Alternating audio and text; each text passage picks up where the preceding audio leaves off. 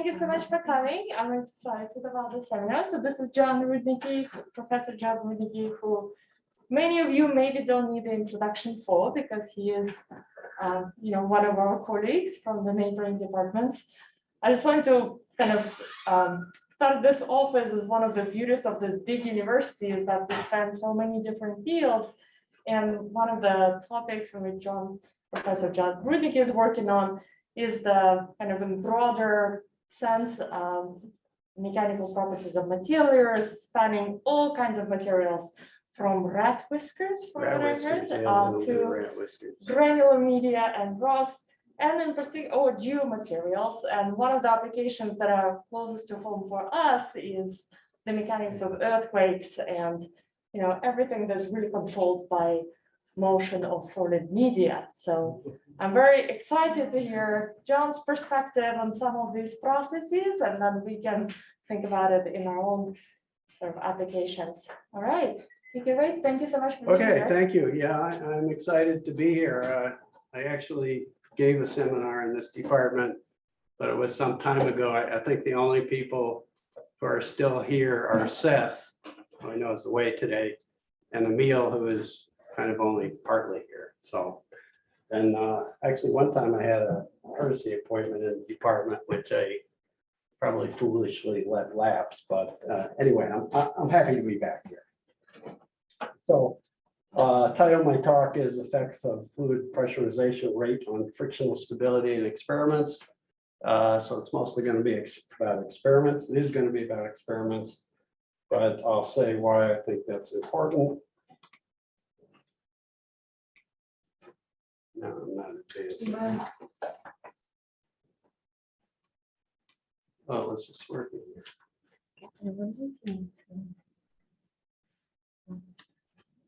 And try that. Oh, slideshow. Okay. Oh, this is working.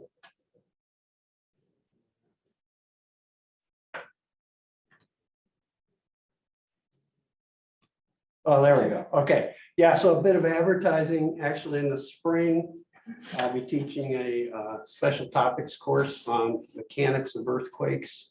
And some of the topics are listed there. Partly, I hope to learn a lot from doing the course. I gave one, again, quite some time ago. And we'll be using the book by Paul Siegel and a lot of journal articles because I hope it's going to be up to date. You need to know a little bit of mechanics, but I hope to sort of make it accessible to a broad variety of students. So if you know a little bit of mechanics or you'd like to take it but are worried about your mechanics background, let me know. But I hope to see a range of students there. Okay, and some people have helped on this, not specifically what I'm going to talk about today, but Yatai Zhan, who was a visiting Chinese student, Tian Yu, who was a master's student in CEE department, a couple undergraduates, Adam Smith and Joshua Lane, and a recent other master's student, Sunbin Cho. Okay, so let me do that. Yeah, so let me stay here for a bit. So probably everybody knows that for a long time, it's been known that fluid pressure can induce faulting in earthquakes. Goes back to Hubbard and Ruby, maybe even before that, in their study of overthrust faulting, Rick Simpson and his suction pump, and what the other one's called, kind of a fault squirt mechanism of structural geology. And recently, there's been a lot of cases of induced seismicity by human activity.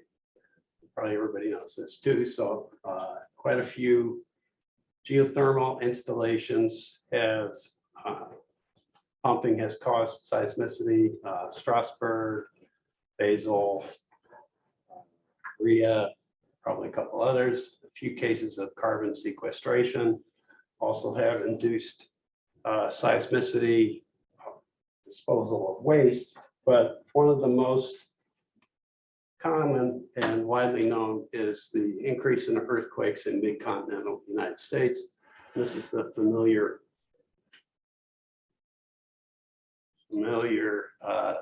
graph from Bill Ellsworth. So it shows the location and the long-term rate and the rapid upturn in the 2000s. And I think it's pretty much agreed that this is due to disposal of water from hydraulic fracking operations. There are probably a few people who disagree with that, but I think they're in the minority. One of the things that's come out of that, well, so the basic mechanism is known. So you increase the pore fluid pressure, you decrease the effective normal stress, and that alleviates frictional resistance. But there's still a lot of things that are uncertain about it. One of the things I've been interested in is the idea that the rate of pressurization is important. And this shows a study of Weingarten et al. And they looked at data from 20,000 wells and looked at various operational parameters. And they found that the one that correlated best with seismicity was pressurization rate. Well, let's skip the first part, but the second part, second bottom row shows this. So the maximum ejection rate and the percent of those associated with seismicity. And the correlation goes up with maximum ejection rate.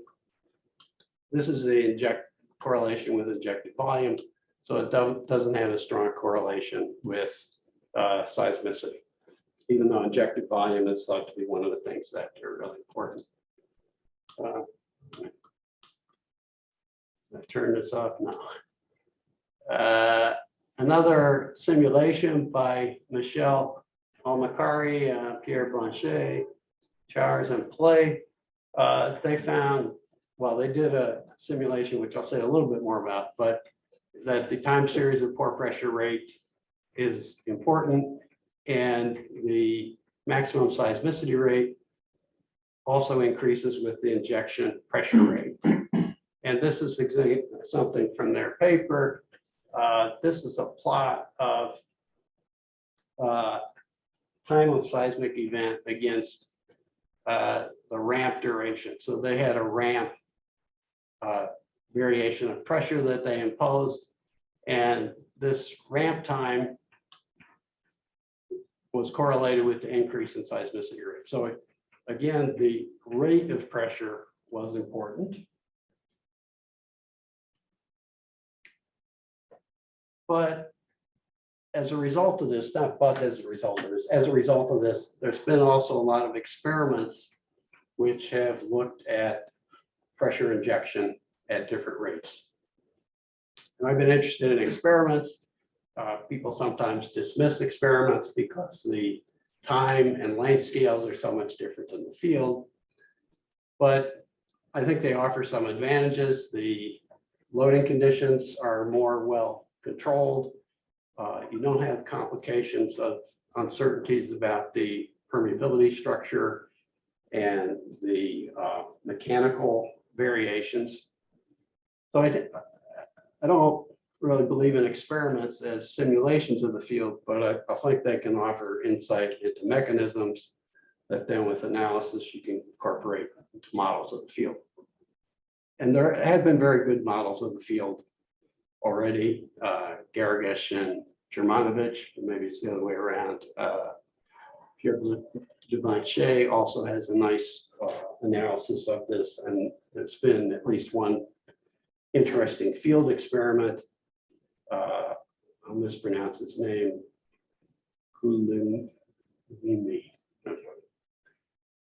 But I'm going to focus on experiments.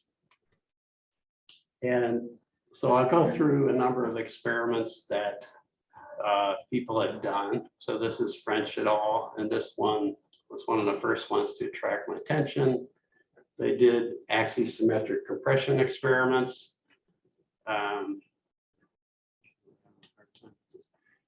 And one of the interesting things is they reduce the lateral confining stress as well as increase the axial stress in their experiment. And this is an example of their results. You can see in the red is slip velocity, and it's associated with a rapid drop in shear stress, increase in stressing rate, and increase in pore fluid rate. And from their abstract, they conclude that various parameters that they measured associated with slip correlated with pressurization rate, not the magnitude of pore fluid pressure. Another one, well, this is a complicated diagram, but the main thing of interest to me is that this is another axisymmetric compression experiment, Wang et al. And this is an example of their results. So they increase the pore pressure stepwise. This is green line. And you can see they have slip events that are roughly correlated with the stepwise increase in pore pressure. And they did the pore pressure increase at 2 different rates.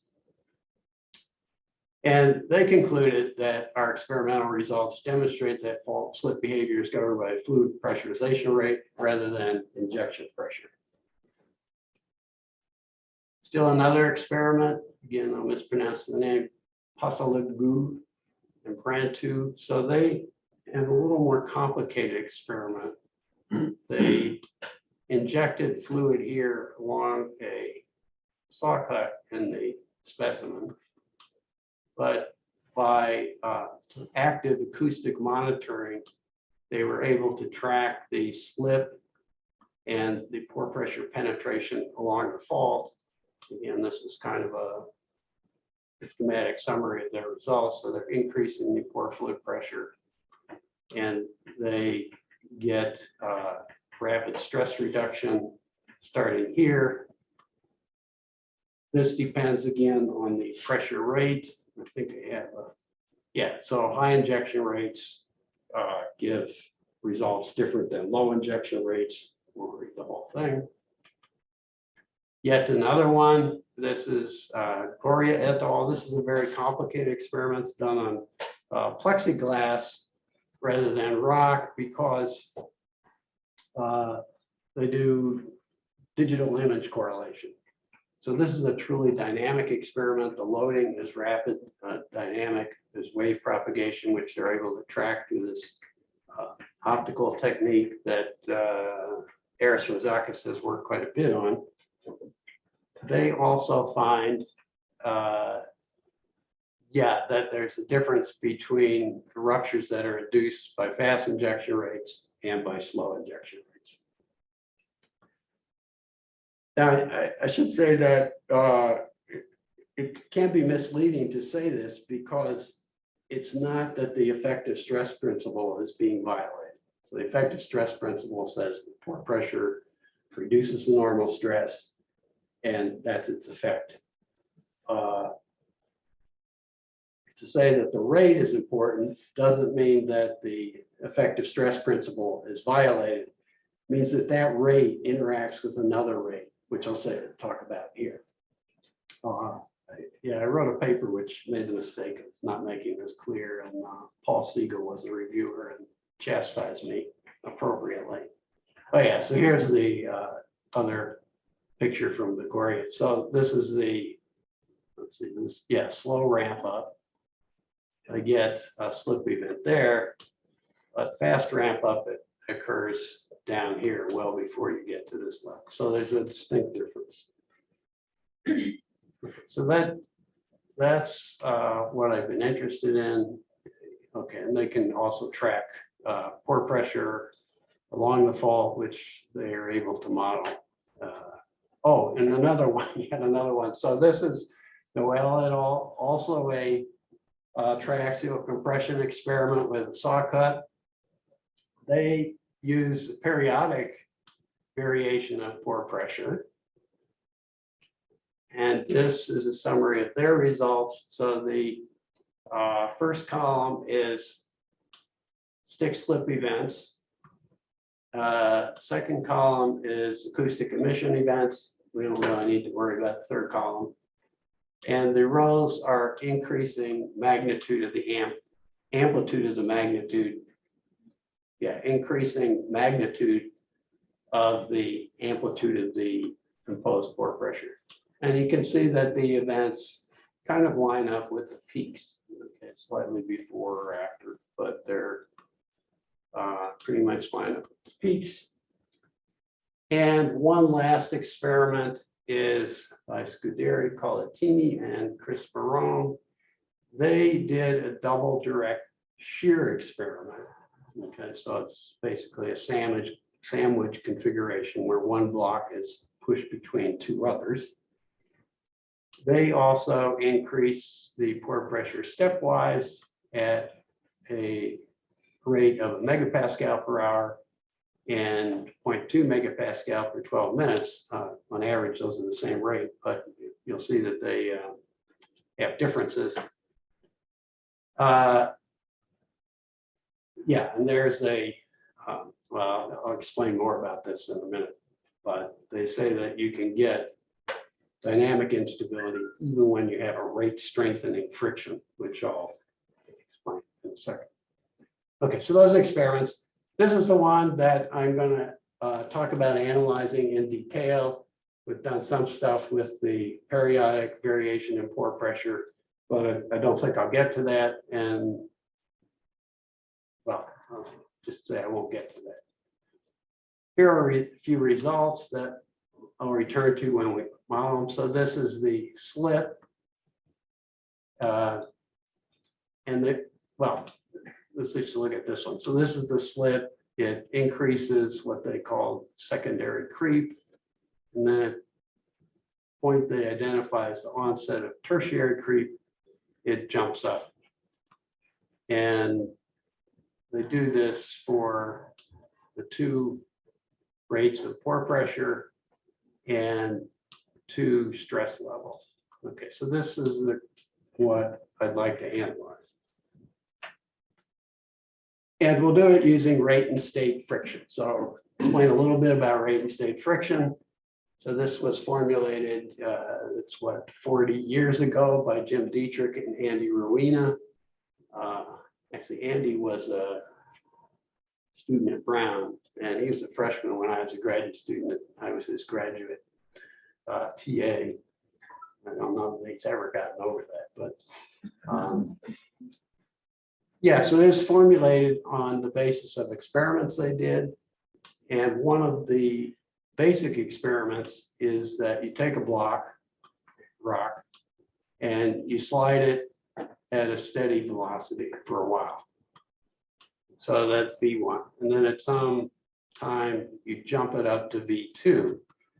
And the observation is that the friction coefficient, so the shear stress over the normal stress, jumps up, and it's proportional to the log of V2 over V1 on parameter A here.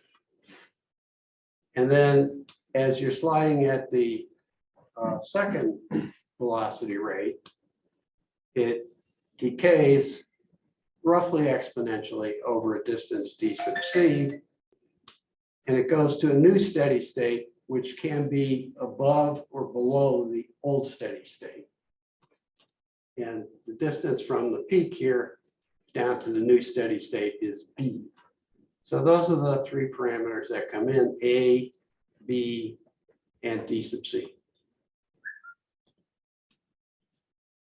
Oh, yes. If B is greater than A, so the new level is below the old, it's said to be velocity weakening. And if the new steady state level is above the old, it's said to be velocity strength. And that will be important. Okay, so this is the basic formulation. Again, Andrew Rowena and Jim Dietrich did this 40 years ago. So the friction coefficient, the shear stress is proportional to the effective normal stress minus pore pressure. There is a sort of standard steady state friction coefficient mu naught, and then these two terms, A log B over B naught, and B log theta over theta naught. Theta is a state variable. And so this keeps track of the evolution of the frictional surface in some way that's still kind of mysterious. So it is associated with the age of asperity contacts. So the longer the asperities are in contact, the more they deform and the state variable increases. But, and there's evidence for that interpretation, but recent work by Nick Beeler has cast some doubt on that interpretation. But yeah, so it keeps track of the evolution of the surface.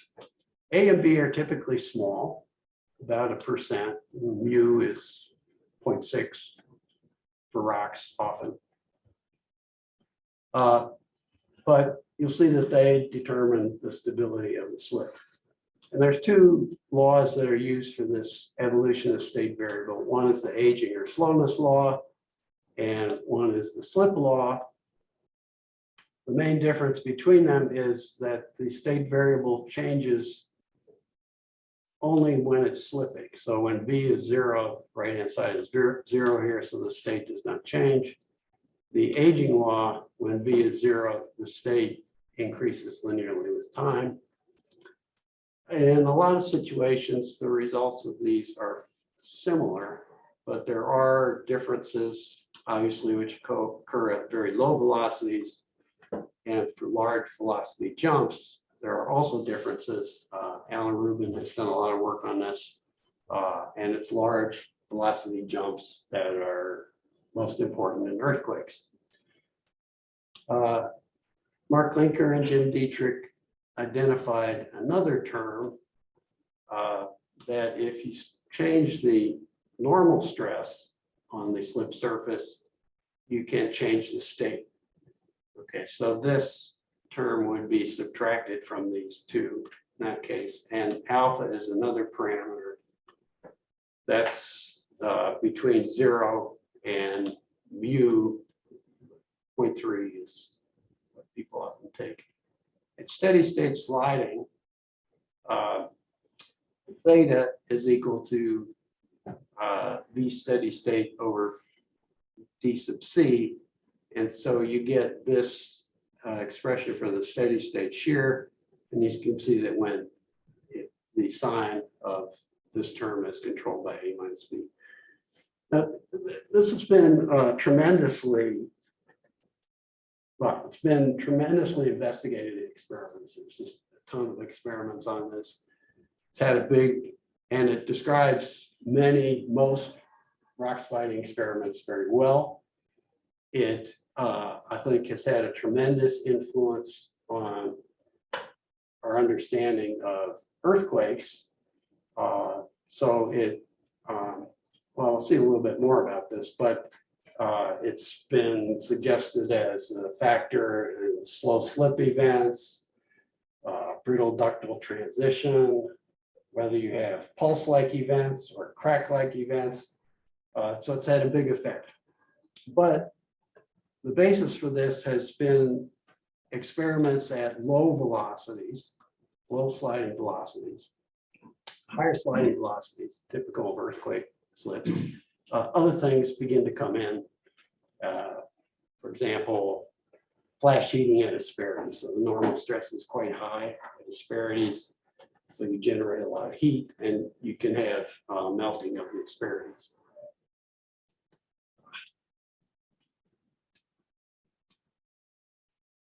Now, if you add a spring to the system, and now you're pulling the spring at constant velocity instead of the block itself, then equilibrium says that the rate of change of shear stress is equal to the spring constant times the velocity difference. And there's a critical spring stiffness that was derived by Andy Ruina, first of all. If it's velocity strengthening, so B minus A is less than 0, small perturbations from steady sliding always decay exponentially. If it's greater than 0, they can grow exponentially, but the spring stiffness has to be less than a critical value, which is given by this. Okay, now there are other results for big perturbations from steady sliding. So there's just been a lot of analysis on this. If you look at a continuous system, as for example, in the earthquake model, this critical coefficient, critical stiffness depends on the length of the segment that is slipping. So it's dependent on a nucleation length, and that comes in importantly to continuum models of earthquakes. Okay. Yes. So you know that an increase in pore pressure decreases the critical K. So that's a stabilizing effect because K has to be less than the critical value. So this is sort of counter to the effective stress principle, where an increase in P lowers the frictional resistance.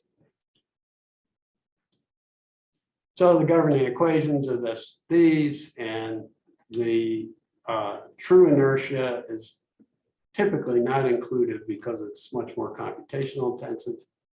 And so people use this radiation damping term, which was introduced by Rice and Say and Rice. And it kind of includes inertia and prevents unstable solutions in the quasi-static case from becoming unbound. Okay, and these are just some typical examples. So this is a case where K is slightly greater than K critical, you get decaying oscillations. If it's slightly less, you get increasing oscillations.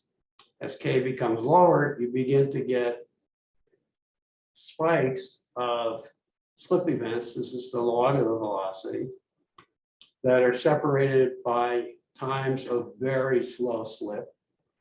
And that becomes more pronounced as K over K critical gets lower. So these are like earthquake events. You have very rapid slip that's separated by very slow events.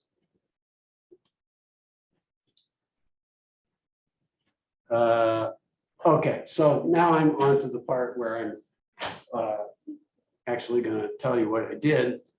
So this is the experiment of Scuderi and Colatini and Chris Marone. We're going to use this block spring model. It's a pretty good model for experiments in which the two pieces of rock slip essentially rigidly. So the slip occurs roughly simultaneously on the whole slip surface within the precision of the measurements. That's the case in most experiments, but the ones I mentioned at the outset, the experiment by Passoy-Leglue and Gori et al., they actually monitor slip as homogeneous along the slip surface. So that this is not a good model for those cases. So I get all the stuff from their paper and a correction that Marco kindly furnished me. Oh, yes, I should. And the pore pressure, we're going to add the pore pressure to this formulation, and it's going to reduce the effective normal stress. Now, in the experiment, the pore pressure is controlled at a reservoir, which is some distance from the slip surface. But in this case, the permeability is high enough that the pore pressure gets very quickly from the reservoir to the slip surface. So we can say that it's the same. Again, not the case in all experiments. Okay, and their loading program, they advance the ram, so they pull the end of the spring at a certain speed for 13 millimeters.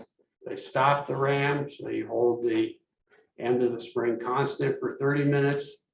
You begin a creep test, so you keep the force in the spring constant at either 80 or 90% of steady stress level. Creep again for 60 minutes, and then you start fluid injection. So the beginning of that loading program is shown here. steady state is off to the left. I haven't shown this. Zero low point velocity, the shear stress decays with time. And then it jumps up to 90% of the steady state level. We find that to go to 80%, this actually goes down, although this is different than their experiment. So I don't know why that is, but turns out not to make much difference. Everything here is going to be non-dimensional because I like non-dimensional. But we take the reference velocity as this value and the value of d sub c from their experiment, then you get a non-dimensional time. And that's 1371 for 60 minutes. So if you want to convert, you can.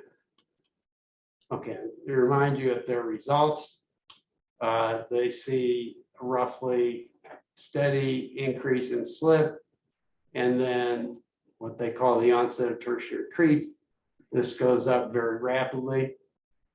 And they look at 4 cases, the 2% of steady state level and the 2 injection rates.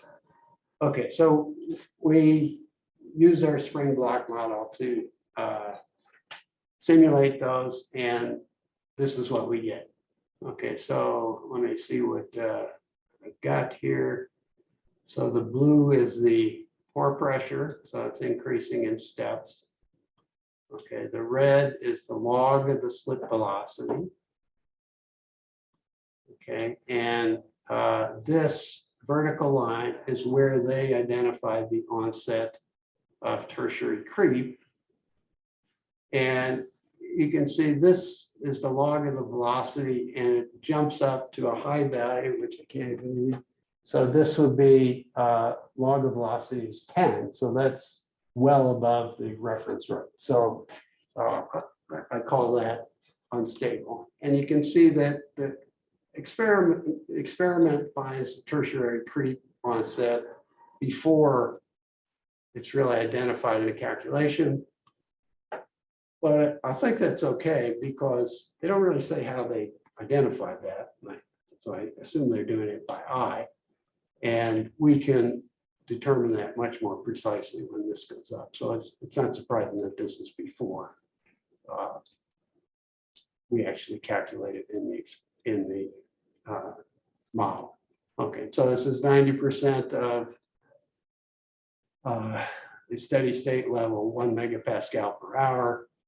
Okay, this is 80%. Here's where they predict onset of tertiary creep. So we're a little bit after, but I think that's pretty good. Oh, the other thing I didn't mention is they find that you have roughly constant velocity with time in the first segment where they have, what they call this beginning of the creep segment, and the dotted line is that level. Okay, so we get this pretty well too. Okay, here's they identify the onset of tertiary creep. It's a little more before we do, and here it's well before we do. But I consider this pretty good. So I was happy with this. These are the displacement at the onset of tertiary creep, again for the 4 cases. This is where they identified it, and this is the time at which they identified it, and this is the calculated curve. So our curve is going way up there at about the same place as they identified it. Again, here the agreement's good, and here the agreement's good. So I was happy with that. Okay, so I think this is a good model of their event. This compares the results for the different cases. So this is log of velocity against time for the 2 rates, 1 megapascal per hour, 0.2 megapascals per 12 minutes. Now the rates are average the same, but not surprisingly, you get the velocity increases later for this 0.2 megapascal per 12 minutes. And that's the case for, that's the calculation for all these cases. This compares the 90% and the 80%. In the 80%, the log of the velocity increases much later than it does for the 90%, and that's true here. This is the smaller step in pore pressure rate. This shows the log of the velocity in red and the log of the state in blue. So there's a rapid increase in velocity when things become, you have tertiary creep, and there's a corresponding rapid decrease in state. This is the friction coefficient, okay, steps up. This is due to the increase in, let's see, why is this? Yeah, so this is due to the, let's see, well, I don't know why that's up. This is the next slide. Yeah. So they explain the failure in terms of the traditional one. So this is the Morse circle. The total normal stress is constant. You're increasing the pore pressure. So the Morse circle moves to the left and it hits a failure line. So the failure line is determined by a separate experiment. But the situation in the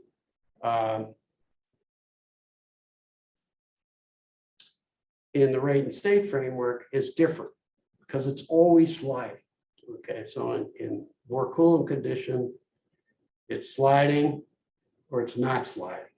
If it's sliding, there's no information there about whether it's sliding fast or slow. Okay, rate and state formulation tells you that. Okay, so in the rate and state, the shear stress, well, this is decreasing because the pore pressure is increasing. So this is constant at creep conditions. Okay, and that's why this moves horizontally to the left. So this must increase. And that's why, let's see if I can go back a slide. That's why it increases here. I'll stumble in my explanation. So the friction coefficient has to increase. The picture for the rate and state case is like this. It's moving to the left because the shear stress is constant, but as you increase P, the friction coefficient is increasing until you start to get large velocities. Okay, let me flip to these rapidly and maybe skip some. So yeah, once you have a reasonable model, which we did, I think, you can look at various other loading conditions that they didn't look at the experiment.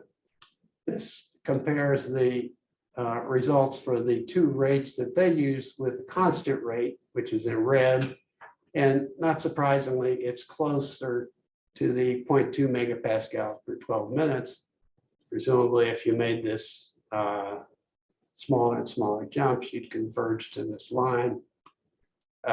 This is at the 80% level and still it's similar. Okay, and then we looked at other things. Suppose you increase at a constant rate, but different constant rates. Again, the results are not surprising. The fastest rate, you get the earliest onset of large velocities, and for the slowest rate, you get a later onset of large velocities.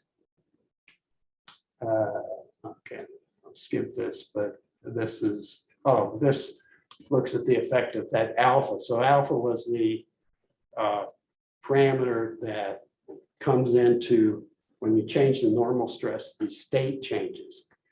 Now, so this is alpha 0.3 is the red and the blue is alpha 0, so no alpha. Alpha makes a small contribution to the critical value of K, and it was thought to make to not be too important in this, but in this case, it does seem to be important. And I think because it's at creep conditions, constant shear stress, and because the pore pressure is being increased in steps. Okay, so in this case, alpha does seem to be important, although it's previously been thought not to be so important. Well, this compares more things with alpha. And we also looked at the ramp. Okay, again, here they're not surprising. The larger the ramp thing here, the larger the velocity gets and the earlier it occurs. And this is different results for the ramp time. If the ramp time is very long, you never quite get to high velocities. If it's very short, you do get to high velocities. So those are not surprising results. Okay, some conclusions. It seems to work pretty well to describe their experiment. So I would say that most of the effects they see are described by rate and state friction. Their, see, I may have forgotten to mention this, but their A and B is velocity strengthening. So the stability analysis says that you should not, that small perturbations from steady sliding are going to decay. However, in this case of creep, so slip at a constant shear stress and increasing pore pressure, you saw that we do get very rapid slip. So this was something that they mentioned in their experiment, and we get the same thing in the calculation. So that corroborates, I think, their observation.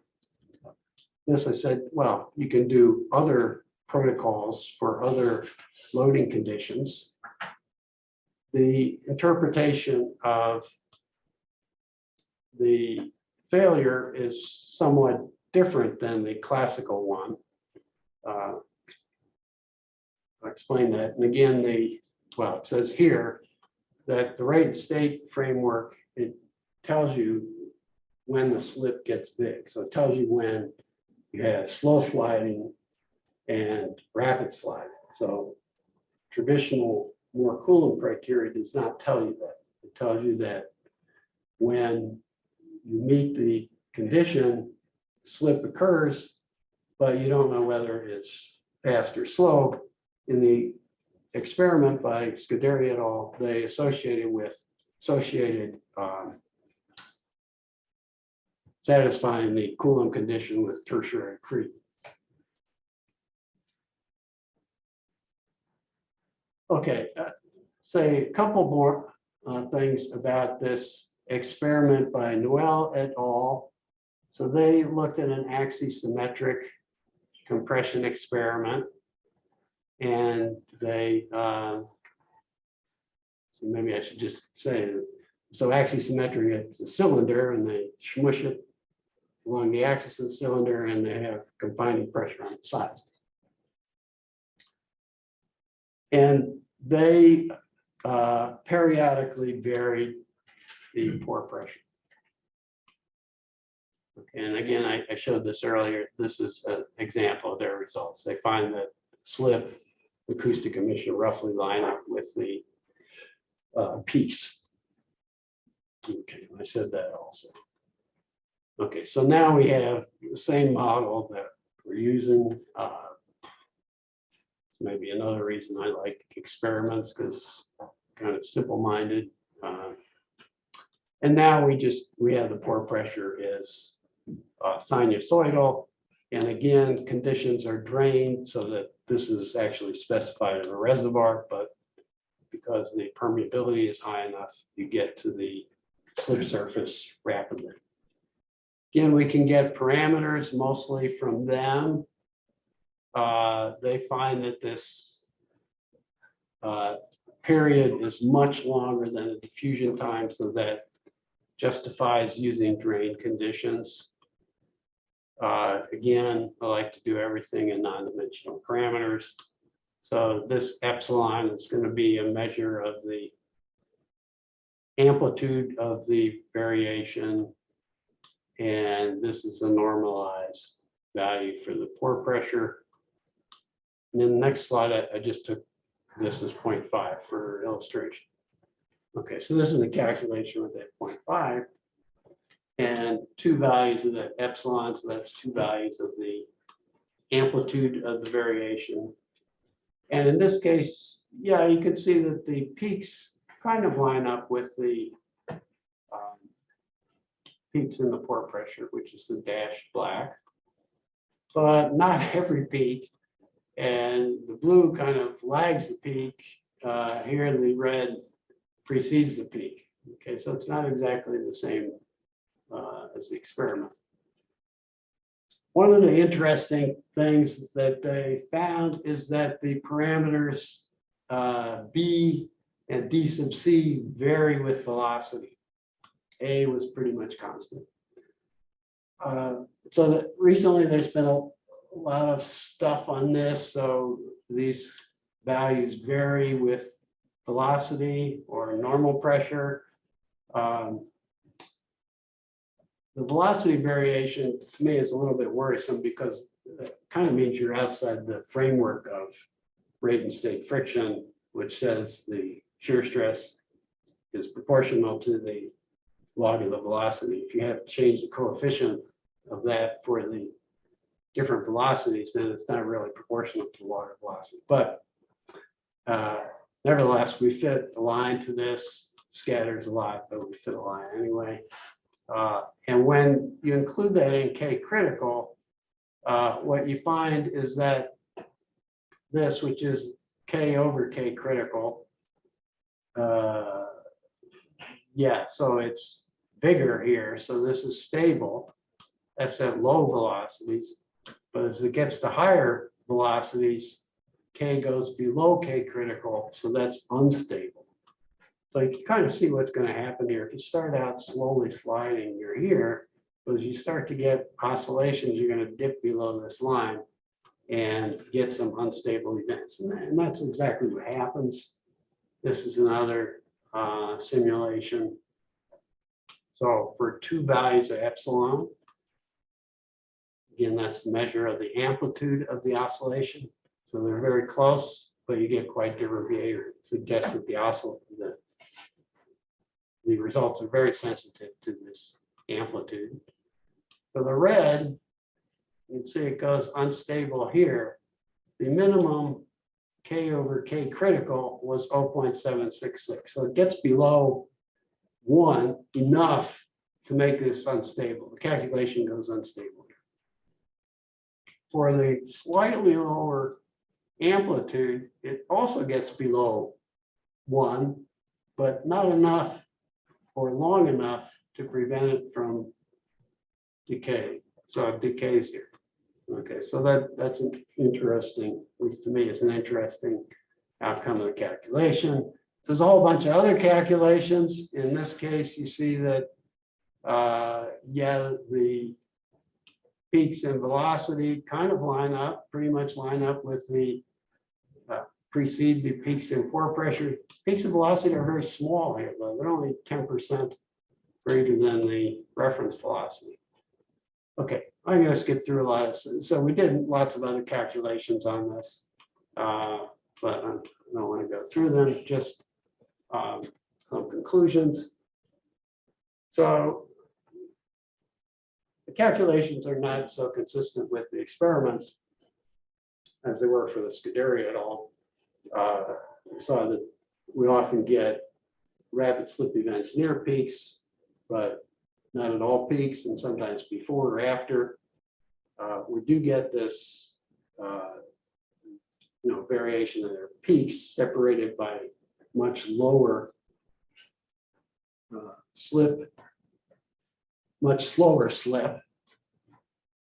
And the results seem to be very sensitive to the amplitude of the pressure oscillations. And you get different results depending on the different reference sliding velocities. So they did experiments at 2 reference sliding velocities. So I think it's, yeah, the calculations and the observations don't agree that well. They have some similarities. So I think, yeah, there's something interesting here to be pursued maybe. And I've left out one very important limitation on our calculations. In the axisymmetric compression test, you're compressing it this way. So the total normal stress on the inclined slip surface is changing. On the block model, I slipped it by you that the total normal stress on the block was constant. And it is in the Scuderi et al. Model in calculation, the Scuderi et al. Experiment, because they did double direct shear. So that effect was not included in the calculations, and it's likely to be important. Okay, so that's one of the things we want to do, and we're working on that, but we haven't quite got there yet. Let's see what else is here. So some more general conclusions, as I said. I believe in experiments, even though they had these limitations. You can, if you have a reasonable result, reasonable correspondence with the experiment, you can explore other loading conditions. If you have a reasonable model of the experiment, you can also use that information to inform more elaborate models that are appropriate for the field situation. This simple block slider system exhibits a wide array of behavior with rate and state friction. You kind of see that, but there's many more examples. If you include diffusion between the reservoir and the slip surface, you get other kinds of things happening. You can get period doubling, all kinds of things. So it's a simple model, but it has a wide range of behavior.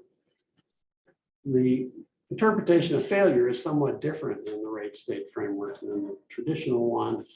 And a big value of it is that it does predict the velocity of slip at failure.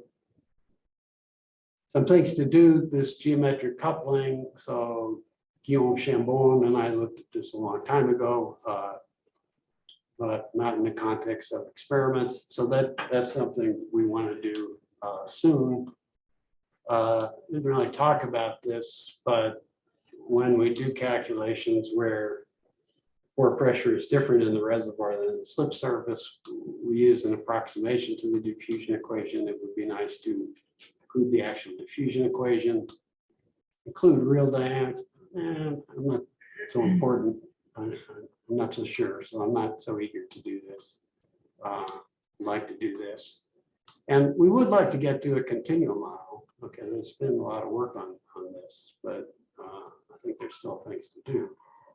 So that's, I don't know if we'll get to that by the end of this project either, but we'll see.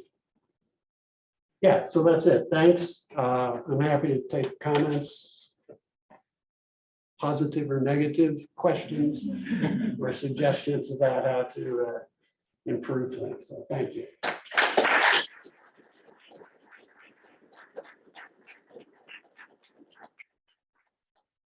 Thank you so much, John. We'll take questions. We'll start with Craig. One question about the effect of the pressurization rate protocols.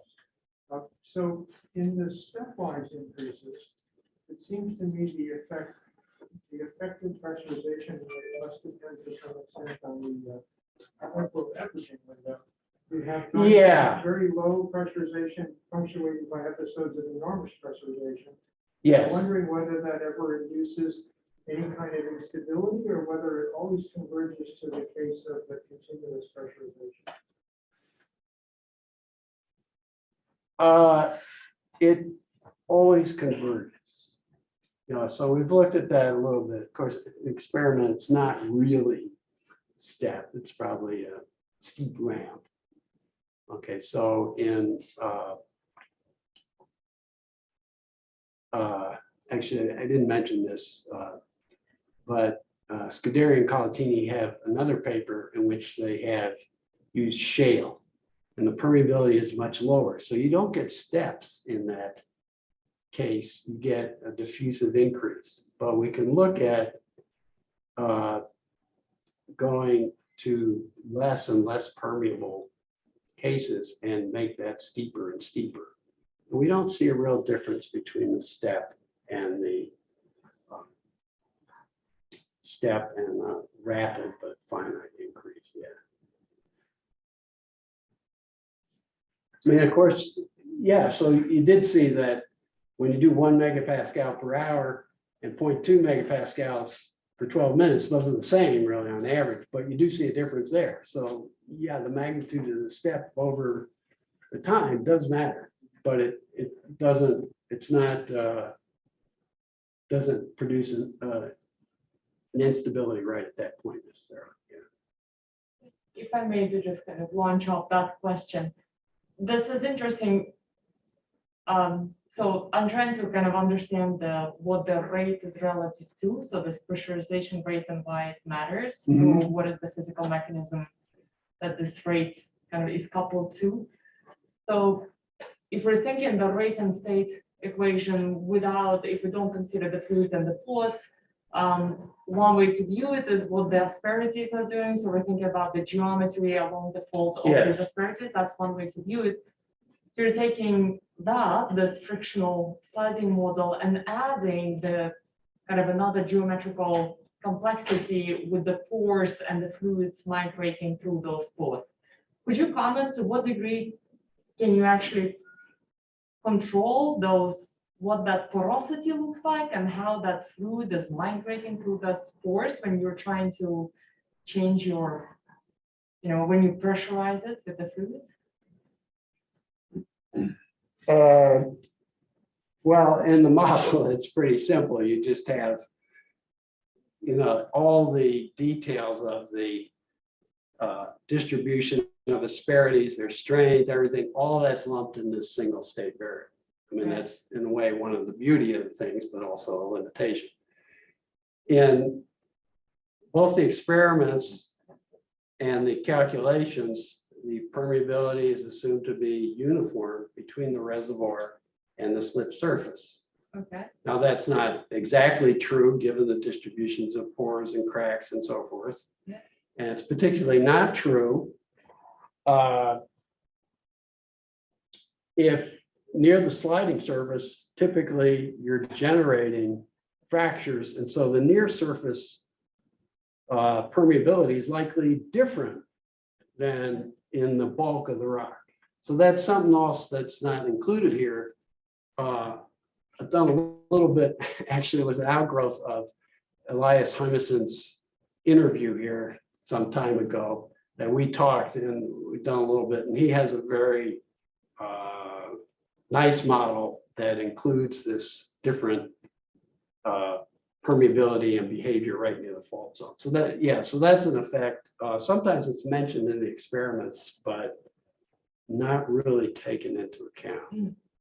We could in our model in a simple way, but as for inputting detailed description of the pore structure and size and interaction, that's outside my bailiwick. Yeah, no, I think Yours. that even So parameterized model sounds like it would do it. yeah, it does well enough. I mean, certainly there are, people look at the microstructure in these experiments, and yeah, as there's information there, but in many cases it's too much forest and not enough trees from my perspective. Right. I guess more towards the question of what that pressurization rate that you kind of advocated that may be more important than even the volume of fluid you're pumping in. Yeah. What is that rate coupled to? Is it the fluid migration rate? Well, yeah. So the fluid migration rate is controlled by the permeability. So that's separate.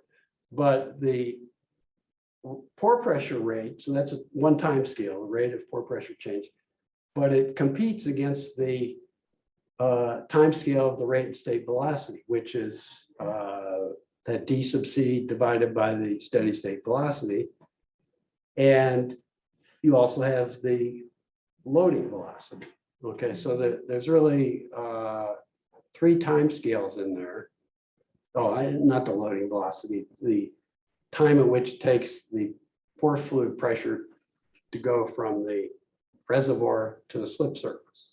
Okay. So that's another time scale. So you have these three time scales competing. And really the complexity of the results and the effect of that pore pressure rate is how it compares to those other time scales. Yeah, the paper with Zan, we looked at that a bit, yeah, so. Yes, Danik, Further along the line, we simulate fracking, yes, typically Really? I didn't know. 1 hour cracks, yeah, and questionnaire localizes into one crack. yes, But enormous effect is the latency, yes, because it expands, you have suddenly low pressure in the Mhm. crack, in this case it is default. And then how quickly this can be restored to balance. yes, It depends on the spacing of the crack, is there no crack, then of course it's infinite. right, So it's a similar program which we wrote analytically. We do it by Kerber model and the latency. yes. I didn't get into this, but yeah, there is a porosity relation which goes with the rate and state, because I didn't talk about diffusion to the slip surface. So Siegel and Rice formulated this on the basis of experiments by Marone, and it describes those experiments and been widely used in many calculations. But it's really based on that single set of experiments. Now, Norm Sleep was here, I think, when I first arrived, but departed for Stanford shortly after I got here. Has a slightly different version, and they give different results. Now, this is all parameterized model, doesn't have any details of that you're describing in there. But that's a place where I think there's really a lot of uncertainty because yeah, there's a lot based on what came from a single set of experiments by Chris Marone. So I think even the continuum description of porosity changes with slip is not well established in this context, let alone the Follows it along the fold. yes, yes, Yeah. yes, yes. To speak of water penetration along the fold, right? But transverse is very important. Yes, no, exactly, yeah. I mean, a lot of those things are important, but they're not included in the specific model, so, yeah. Could it be that the earth core is a localization from many parallel cracks into one? What, was that a question? What was the question? Yes. Yes, well, can you repeat it? Could it be that earthquake can be seen as a localization of many cracks into one? Parallel. I would That's say elaborated. generally not, but I mean, usually earthquakes occur on, well, at least on plate boundaries on well-established fault zones. Yes. But it is possible, I think, yeah, that if they're healed up on long interseismic There will times, be question for the there new. could be some localization there. Yeah, in fact, you know, this is something that John Platt, who's Rice's student, and Rice and I looked at a little bit, but the idea is a different context, but the idea that the what's called the fault gouge zone, so this width of mushed up material actually does localize during an earthquake. But we looked at the localization because of heating and competition between heat diffusion and fluid diffusion, not link up of cracks, which is, yeah. So I would say it's possible, but I other than that, I can't make any definitive comment on it. Yeah, there's a question back here. Okay, so it's totally new for me, or a naive question. Okay, So the first thing is that you said that the rapid velocity events would happen before or after the pore pressure peak. yeah. I don't understand why it can happen before. Please explain that.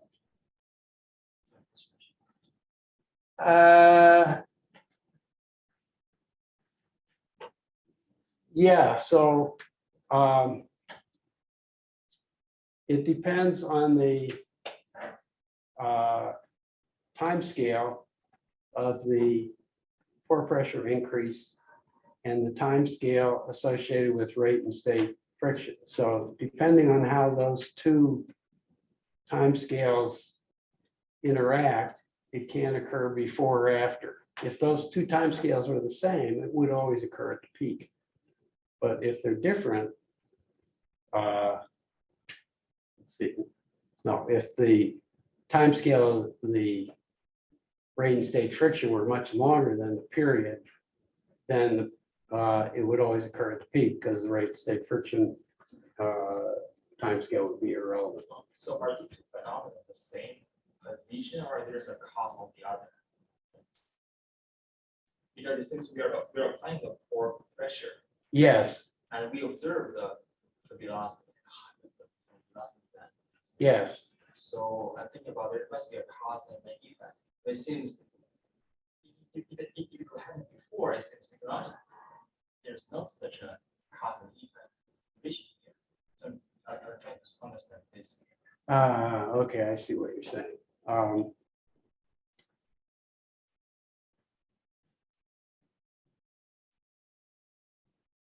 Okay, well, so the slip can become unstable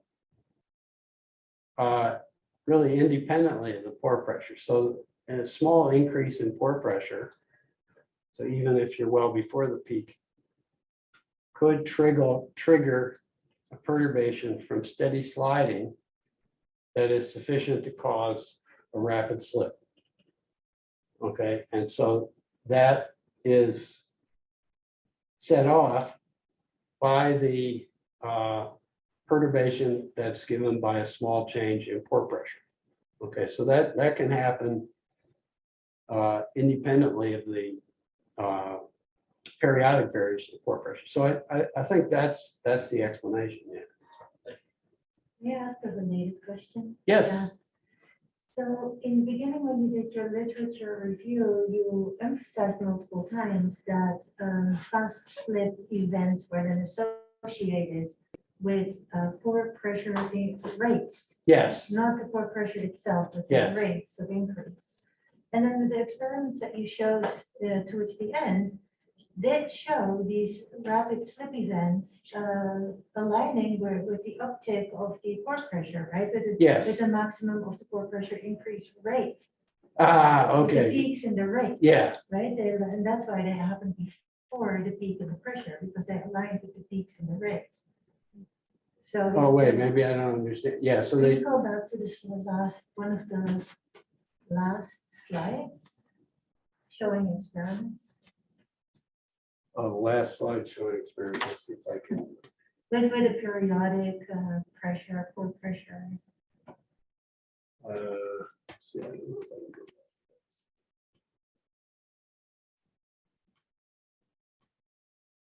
Did I do some? I'm not getting anything. Oh, here I see what it is. Oh, Did I go too far? yes. This one? All the way, oh, no, further. Yeah. This one, Yes. right? So to me, it seems like the peaks in the, where you get rapid slip in the, green and the Yes. blue, for example, are perfectly aligned with the peak in pore pressure rate.